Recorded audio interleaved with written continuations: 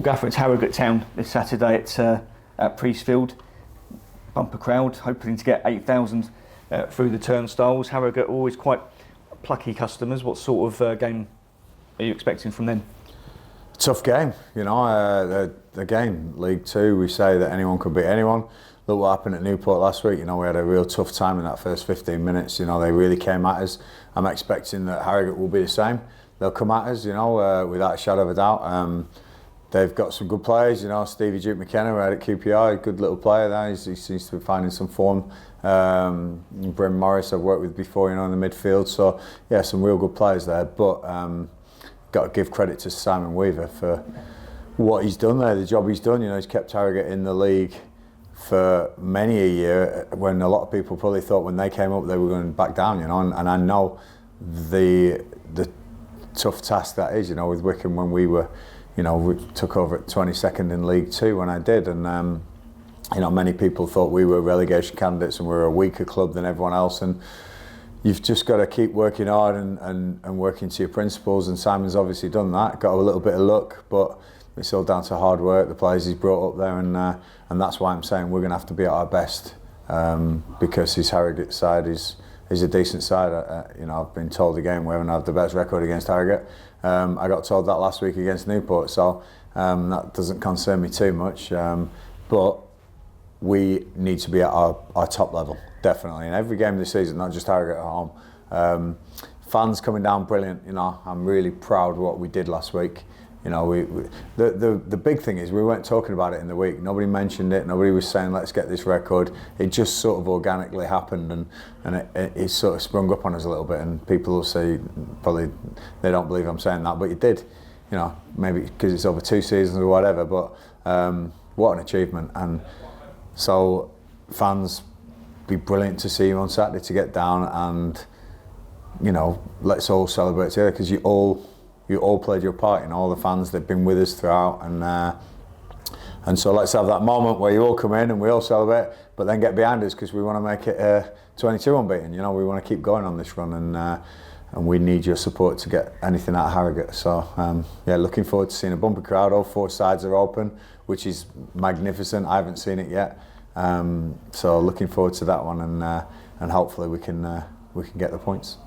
Due to the run that we're on and the position that we're in, inevitably some opposition will come in and try to defend. How key is the word patience when you're trying to break down the defence? I can't wait for that team to come here and do that, because I know we've got some real good firepower to break that down. So yeah, if somebody wants to come here and try that tactic, then great. We'll find a way to break that as well. I'm really pleased with where we are, you know. So, you know, it's obviously a very big cliche that it's about us and what we do, and it is, although I do look at the opposition, respect the opposition greatly, and we always do presentations on what's coming up against us. So I haven't seen that against Harrogate, but maybe they'll do that. We'll never know.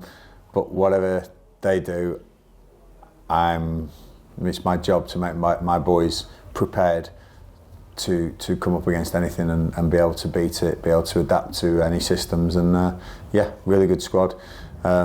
Got a few injuries back. Obviously, Gareth McCleary's suspension's up as well, which is fantastic. So, yeah, massive headaches, but looking forward to picking from the squad. Superb. Gaffer, thank you. Ben, all yours.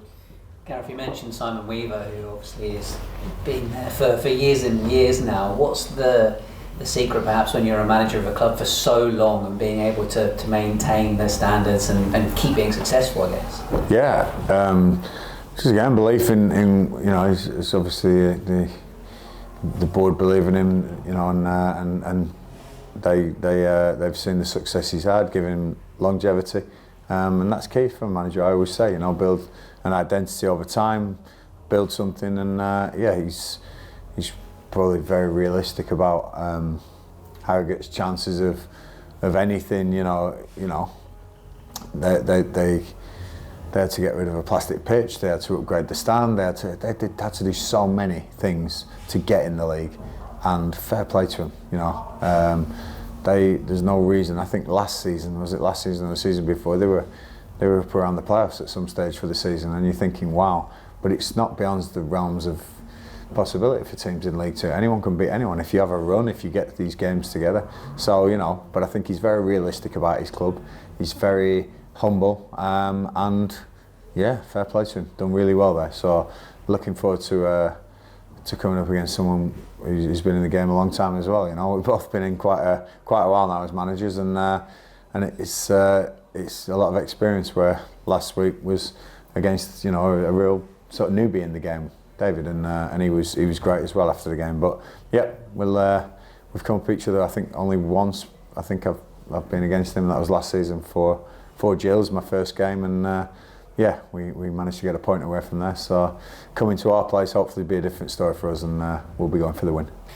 In terms of building up that team morale, how important are days like Tuesday, where you take them away from the football training pitch and go and play some cricket and get the boys away from the environment they're used to? Well, it was Monday, just the day. Yeah. So, but yeah, you're right. It was early in the week. We went on Monday to Kent County Cricket and had a guy called Min Patel, who's Min the Spin, his nickname is, and he represented England at test level, and it's not every day you get to get experience off another sport and somebody who's been at the top of their game, and hearing from him, and you know, the synergy between the two sports is good. It looks a million miles away when you visually look at it, but there's all sorts of comparisons, and Min was great at the end of the session. Well, first of all, the lads went into some cricketing sessions and some technique work, which was great, and they all bought in, which was fantastic. Then they had a game at the end, which is very competitive for all the boys, and they loved that. But then the big moment for me, the take-home moments, were what Min was saying in his talk, and when the boys were asking questions about the similarities in team selections, and you know, the captain is the one who picks the team, and the strategies in cricket very similar to my position here. But Min was saying when you're not in the team or when you're not favoured, you know, what's your roles, and very similar to here. You know, it's the people who are on the outskirts sometimes that can make the big difference. You know, and I'm a massive believer on that. You know, I think man management, everyone is so important, because it's the ones on the outskirts that can sometimes get you that result. You know, and like I said, in a lot of the games, it's not just the 11 that go out there and get the result. It's the 22, 23 we've got here. You know, who they all push each other. I know that if I'm a player, I'm thinking, wow, I've got somebody very good waiting in the wings just to step in. I've got to be at the top of my game, and you see it in training every day. It's mayhem sometimes training, because it's two really good teams against each other, and difficult to get some messages out sometimes. But yeah, really pleased with the way we are. And Monday went really well, really sort of away from the sport of football, but still connected in a way, and we'll do that quite often, you know, to bring the boys down to earth, to give them some different perspective, and you know, we work a lot on technical, tactical, and physical here, and there's other aspects to the game, and we work on them when we go away from here. So yeah, really pleased. And Bradley, that was pretty useful, I heard.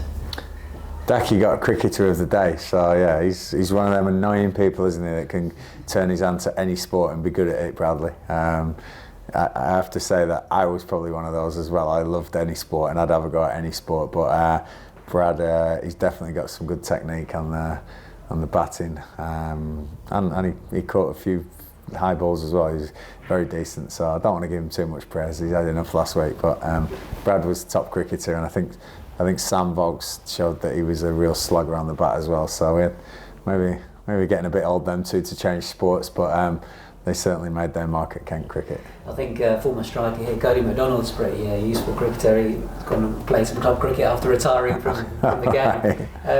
Just in terms of what you were saying about kind of making all those squad players feel valued, I guess that's going to be key for you going forward when you've got these guys back fit and everyone wants a piece of the action, but you know, you're going to need to use that squad as the season goes on. Yeah, and it's not me who makes them feel valued. I can say words, it's the environment, it's what they create, it's the culture, and it's that word when people say, what is culture, and it becomes a bit of a buzzword, culture and identity and things like that. Unless there's some real context and some real structure behind those words, they're just buzzwords.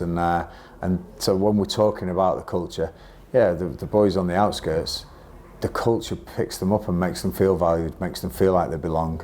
You know, we set the culture and we try and put it in place, and we keep sort of reinforcing the culture. But the boys drive it. It's a really difficult thing to say. You people tell me about culture, it's not a one sentence thing. This, it's a really sort of living thing that you have at a football club, and it's brilliant that the boys are making the other boys feel like they belong and they're playing a part there, and they all are. There's no two ways about that. But I've been in this position. It's tough sometimes to realise what your role is and how you feel a little bit sort of useless at times. But no, the boys, again, I keep saying the boys at this football club are really good boys, really sensational boys, and they're doing a great job for me, and hopefully they can continue this, because I'm really proud of managing this team.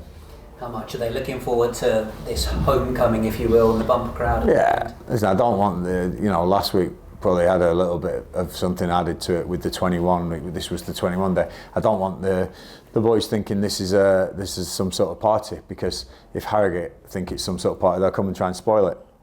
I certainly would. What I want it to be is a statement. I want this to be a statement to the league to say Gillingham are a decent football club. You come here, you expect a bumper crowd and big fans getting behind the home team. You come here, you have an identity to play against. You have something that's tough to come and take something away from Priestfield. That's what I want Saturday to be around. Let's get as many fans as we can in here, and let's all get them into our way of thinking and our way of supporting this team, because honestly, the fans that have been behind me so far, they've really made a difference. That Rainer man can get going. Wow, it's something special. If we can get this the shower seal end going, I mean, wow, that's going to be phenomenal as well. Both ends, Gills fans trying to get the ball in the net. I'm hoping it works, but let's have it as you come and support your football club to get another 3 points against Harrogate. That's what I want this weekend to be about.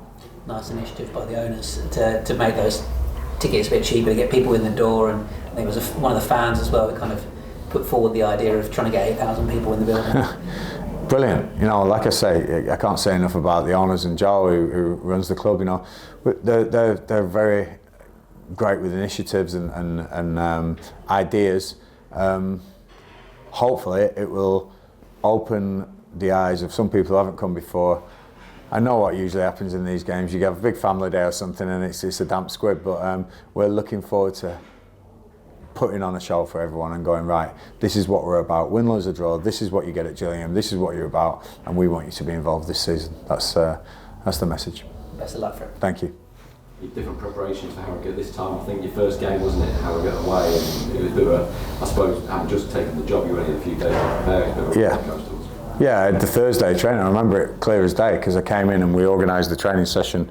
I think we signed on the Tuesday or the Wednesday maybe, and Thursday was my first day's training, and it was crazy. We really had to plan a session. I didn't even know half the boys.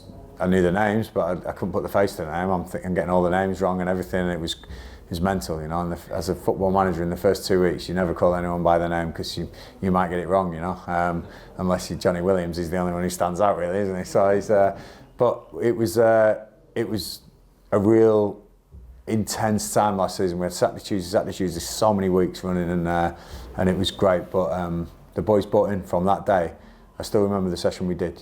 I did a three at the back, off mannequin session, and this is how I want to play, boys. This is how I want us to finish the season, and they all bought in, and everyone had their turn, everyone had their place, and we kept rotating the names through, because there was a lot of players here last year. But we got through that day, and I haven't looked back since, and it's been really good. Yeah. Would you believe you sat there like 18 games later? No, not at all. It's something you don't go out to do as a manager, and you don't think happens. People asking me, is this my best run ever? I'm pretty sure it is. I haven't even looked at the record books, but I think this would have been mentioned at other clubs that I've been at.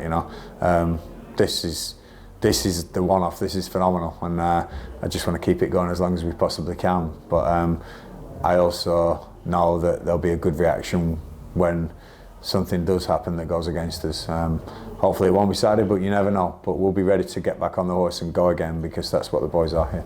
I understand there's another record looming as well. That's 18 games you've scored consecutively, and I think the record's 20. So no pressure, boss. I hadn't told him yet. Yeah, I didn't know about that, but we'll do our best. We do score. Touch wood, we have scored in every game for me, and that's been fantastic. So we have got some real aggression and some real good front foot thinking players, you know. And like I say, we, you know, with Gareth back, he adds to Seb Palmer-Holding came in on last week. You know, there's some real firepower now in the squad, and I'm sure that the goals will keep coming. Like, fingers crossed, we can keep scoring. Yeah. Because that was always the chat last few years. It's like, you know, Gillingham on scoring. Do you think we're seeing the back of that now? Yeah, listen, we've had certain games where we haven't created as many chances as I wanted to. You know, we've had a few 1-0 still and 1-1s. You know, but you know, you 4-1 Chesterfield, you 1-0 Notts County that could have been 2 or 3 definitely, and then you look at your Newport going, okay, we've hit 3 goals there, and we probably could have scored 2 or 3 more. You know, so I think that the days of not creating anything have gone. Scoring is a different matter, putting it in the net's a different matter, but we're definitely creating more chances now, and that's something that I wanted to address when I came. You mentioned Gareth back now from his suspension. He didn't come completely fit, so I mean, it's not done him any harm, has it? Just no, the 2 weeks what he had, he's trained really hard. You got 38-year-old Gareth McCleary, who's played against the likes of Lionel Messi and you know, some super players. He's played in the Premier League. To be showing that he's keeping himself fit in the 2 weeks he's suspended, by doing extra running after training, by just being in on days when he doesn't need to be, just buying into everything.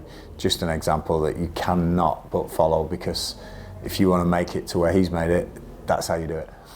You'll be desperate to get involved if you can. He will be. He might be. You never know. And can you give us any idea about Armani Little? Is he sort of getting closer to? Yeah, Arman's again. Yeah, I think he's out on the pitches now, so it's great as well. So again, massive headaches for me, but great to see him out there with Nelson as well, both out on the training pitch today. Yeah. Is Ewan Williams okay? Yeah, Ewan's good. He's just got to get the all clear for no contact. Sorry, not for no contact. He's doing plenty of no contact. For contact, he needs to get contact, and once he gets the all clear for that, then Ewan will be back in it. He's champing at the bit, you know. And we've got a Virtue game coming up in a couple of weeks. So I'm sure that'll be a great introduction if Ewan is fit enough to play in that. Was bringing Seb on Saturday the final piece almost to what you're trying to get everything all sorted? Yeah, you know. Saturday just got him in, yeah, just amazing, you know. It's a real good feeling, and yeah, nothing. I've got to be really careful. It feels like we've done something and we haven't. You know what I mean? It's like the record, yeah, brilliant, great, but you know, I want to achieve here. I want the record books to be saying different things, which, you know, I don't want to get carried away and say, but I definitely. Yeah, I was proud of the record, but we haven't done anything yet. We've got to stay at the same levels and keep being unbeaten, keep this going as long as we can, because results will be byproducts of performances. Keep the performance levels high, keep the process high, and the boys are doing it. We haven't changed anything. We haven't said well done. We haven't patted them on the back. We had a lovely moment after the game with the fans, and I think that was really appropriate. But nobody's walked in like, you know, Champagne Charlie's thinking we've cracked it now. They won't do it under me. Never, ever. No chance. This game, you can't do that. And I want them to be humble and always ready to learn and always ready to go on the next one. Harrogate are coming to town and they are a tough team. They've done really well here at Priestfield. We need to make sure we stop that record and change that. I guess still getting to know a lot of the players as you are, to see that reaction out of them must give you so much pleasure. Yeah. I always know they're together, and I know they're with the fans. Do you know what? I don't know. I don't know what had happened, you know, the last 2 or 3 years. But there's some really good lads in there, some real good personalities who just wanted to be released and just able to sort of connect with people and connect with each other and connect with the fans. Some great people here, you know, there really is, and I think it was just maybe. Just letting them breathe a little bit, but results help that as well. You know, when you're not winning and when you're getting beat and when you're in tough times, people do, you know, go into sort of tunnel vision and they'll sort of go very insular. But at the moment, we're encouraging them to be characters and to be personalities and to be them on the pitch. Listen, I'm not your usual manager. I'm not the usual stereotype. Look at me and things like that. I want them to be them. I want them to be comfortable with who they are.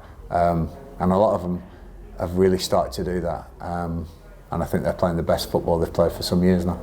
So it's 10 games in. Are you allowed to look at the league table now? Yeah, you can't help not look at the league table. It's always everywhere, you know, and it's really nice to see. But There's a lot of chopping and changing underneath us, you know, your Swindons, your Salfords, your Bristols coming, your Cambridges are coming, you know, there's a lot of big sides around, and we have just got to keep where we are at the levels that we're at, and know that everyone wants to come and have a pop at us now because they think, oh, Gillingham top of the league, this is sort of a free hit, you know, and that's the problem. That's what comes with being successful. Everyone goes, well, this is a free hit. We can, you know, everyone expects. No, I don't expect anything. I expect my players to work hard and go through the process and do the performances that we talk about, and then maybe we'll get a result as a byproduct. But you can never expect anything in this game. You're going to be leading the last Walsall set? Yeah, I'll be singing it, definitely. I've learnt more or less all the words. The advertising boards help me, obviously, but it'll be a proud moment to say to the fans, thank you for coming. Yeah, this is the team that have broke a record at this club, but this next 90 minutes is the most important 90 minutes of the season.